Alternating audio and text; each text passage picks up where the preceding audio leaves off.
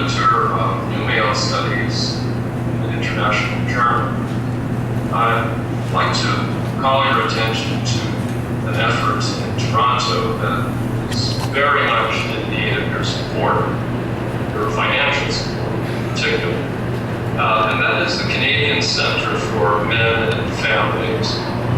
This organization has as its mission, in very general terms, the well-being of boys and men in Canada, and by implication through and model throughout the world.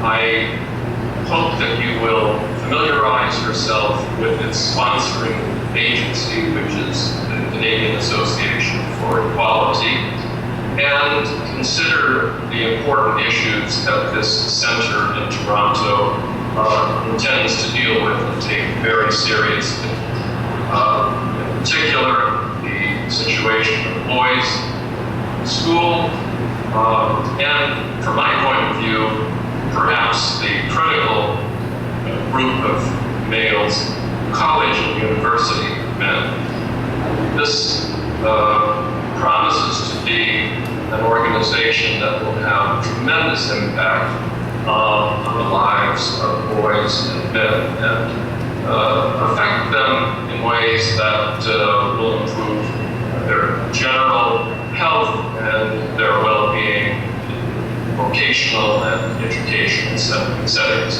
So again, I urge you to look closely and dig deep into your pockets to support this effort. It's an extremely necessary initiative at this time. This is an important moment for young men in Canada and throughout the world. Be part of making this work. Thank you. Thank you, Dr. Rosen. And now, if we have any questions.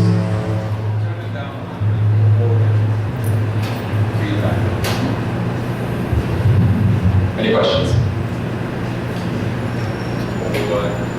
I guess I'll just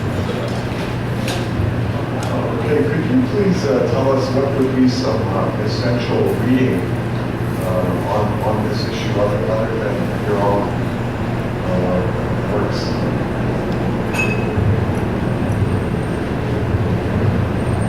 First of all,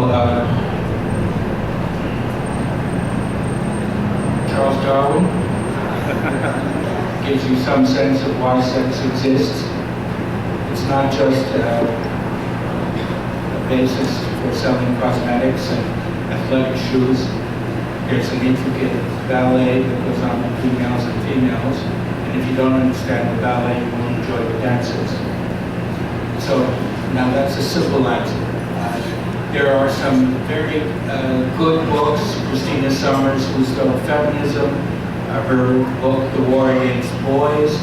She has a new one coming out called Freedom Feminism, in which she argues that feminism is about making women free and should also allow men to be as free, and that there's no antagonism between these two groups. Who find themselves often in the same bed, quite literally. I'm a bit at a loss, actually. I think, I may say so myself, The Decline of Males, which I wrote, was a very useful approach, because what I did was I actually started with contraception. I had done, just to give you a sense of what goes into these things, in 1973, I had the idea that the pill might have an impact on males. And this was partly because I had done some work with primates, and we saw that females had a monthly cycle, and that this governed male behavior. When the female was in heat, the males acted accordingly. I got interested in the pill because, after all, the pill works by making a female pregnant so she can't become pregnant. So with colleagues at the Rutgers Medical School, we wrote around to all the drug companies making contraceptives, chemical contraceptives, and we said, what do you know about the impact of this drug on males? Half the ones we wrote to didn't answer. The other half thought we were crazy. Why do you want to know this? Well, you're selling a product that's designed to encourage a certain behavior. Maybe it's not. This is commercially interesting. So we then mounted a study on this small little island off Bermuda, which we happen to have access to, with a group of breeding monkeys. And we injected the females with Depo-Provera subcutaneously on a 3-month dosage. And the long and short of the story is that when the females were contracepted, the males would not copulate. They would smell them, they'd poke them, they'd hold them, they'd kiss them. No buzz. What's the point in copulating with a pregnant monkey? Well, I then got interested in whether this had some effect on humans. And I had begun to get, when I raised this with students, reports from female students who said, you know, when I was on the pill, this and that. So I began to think this was a real issue. I wrote The Decline of Males in part because it seemed to me it was now absolutely clear that there was a major chemical intervention in the relations between males and females so that females were sexually autonomous, again for the first time in nature, as I said. And there might be a chemical reason for this. Now, when I did the study originally, the dosage was very high of estrogen. The dosages are much more sensible now. It's not clear if we were doing the study again, we'd find the same result. On the other hand, I'm fairly sure, and my image is this: name the best disco in Toronto. You're a young guy. You've got your new shoes, you've got your hair plastered back, you've got a really swoopy jacket, you're feeling fit, you've got paid, you go to this club and these great gals are there and the lights are going. And you know something? All the women are pregnant. Now, they happen to be, in this case, chemically pregnant, and you can't see it so readily, but there's something going on.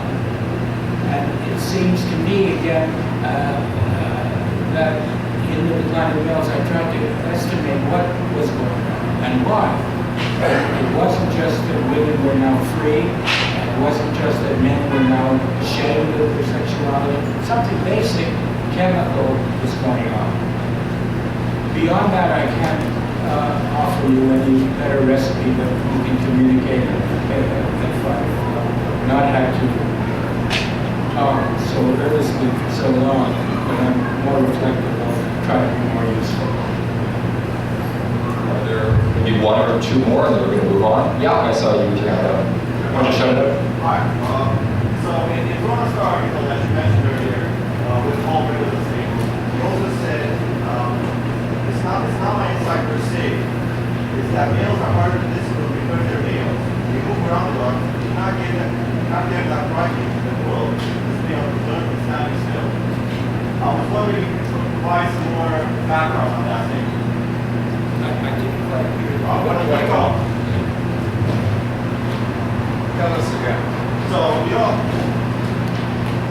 so in the Star article, or whatever it was, I don't remember right now, you said that kids, boys, are being drugged to Ritalin in order to make them more docile or allow them to learn better. And you said that in primates, there's a pattern that males cannot learn by standing still. And I was wondering if you could provide some more background on that statement. That's very bad questions. They're too hard. Well, look, one of the things that happens traditionally in human groups is that males have to undergo, before they become adults, some sort of strict ceremony.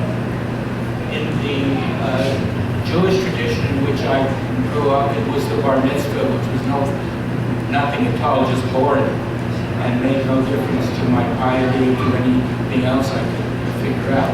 But in other cases, the initiation is very important. Nelson Mandela who's on his deathbed as we speak, writes in his autobiography that he didn't feel that he was a man until, at the age of 15, he was circumcised. Because he was a young man who was going to be chief. And he had to endure something dreadful in order to justify being chief. I've spent a fair amount of time as a so-called expert witness in courts trying to deal with initiations in fraternities where there's a fatality or kids getting maimed or paralyzed or whatever, because human males have this sense of testing themselves, which they do in ways that are profoundly antisocial, but which in other cultures happen repeatedly. Some of you may have seen Nigerian young men with scars on their faces. So was the case among upper-class Germans who had sword fights and they had to have scars. That's a sign of manhood. That's a good thing. Were you to try to do that now at the University of Toronto, I dare say your future will be very limited. But males still need to have something to do. And they're not really interested in talking about themselves. They want to do something. And so, the physical mobility of males is very difficult to control, as any parent knows. And there's a question about whether a sitting still school system is the answer. It seems not. So, for example, because of legal liability issues and because it's claimed children don't learn anything, some school boards have abolished recess. Because all that happens is the kids push each other around and they throw balls at each other. What's the point of that? Well, that's what the boys like, actually. So, not a good answer again, but I think if you observe young males and females, you will see very considerable differences that school systems have to contend with, and how they contend with them as a measure of their sophistication and kindness. Okay, one more question to you. Okay, we'll do two more. We'll just make it quick. Professor you can say about the future if both kids, boys and girls, they grow up with the only mothers. How that can affect their psyche, and what do you see how that can affect our future? Thank you. The question was, what is the consequence of growing up with mother-only families? The evidence, I'm afraid, is very clear. There is much greater chance of criminal behavior, much greater chance of poor results in schooling, more proneness for sexual deviation, especially in girls when they don't have fathers at home.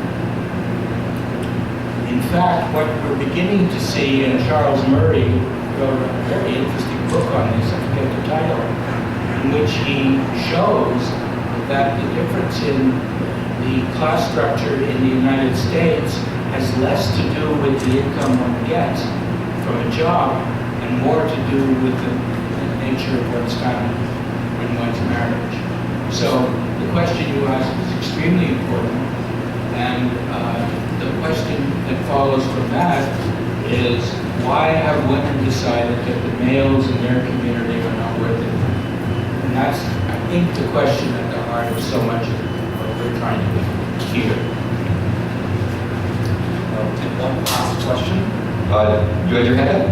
Yeah, I just wanted to know what it was like for you when you went to school, and because it seems that boys have been in school before and now without Ritalin. Obviously you succeeded, and that's my memory of boys in my classroom when I was younger, and I don't understand why it seems to be so different now. Boys used to succeed magnificently in academia, so what's going on? Well, I look back in my own life, since you talked about yours, it's fair. The question was, why do boys now not do as well as they did when she experienced young men trying to figure out how to live? And it's a very important question. But I know in my own experience, for example, I was in college and I had the usual array, not adequate array of girlfriends, but nonetheless it was okay. And I had the idea that if I could get a degree, graduate, that was important, and then get a job after a couple of years, I might be lucky enough to get one of these women to marry me.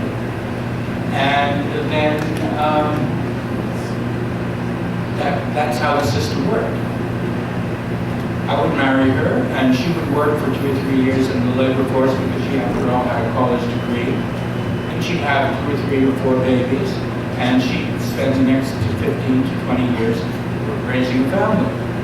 Nobody thought there was anything wrong with me working, and she didn't think there was anything wrong with her not working. That was the deal. The deal is now different. The deal is now that she has to work, I have to work, that work has become the moral redemption, not life, not reproduction, production. And this is the triumph of Marxism, actually. It's peculiar. But the fact is that used to be the deal, and that was enough to stimulate the males to think they had better succeed. I know from my own experience with students that they know that there's no way they can ever attract the females they crave. There's just no way they can do it. They don't have the money, they don't have the skill, they don't have the class, they don't have the animation. And they're depressed and they leave. I'm a downer here, I'm afraid. I haven't any amusing ways of encouraging a better outlook on life. We're not going to do anything, the outlook will get worse. On that happy note, thank you so much, Professor Lionel.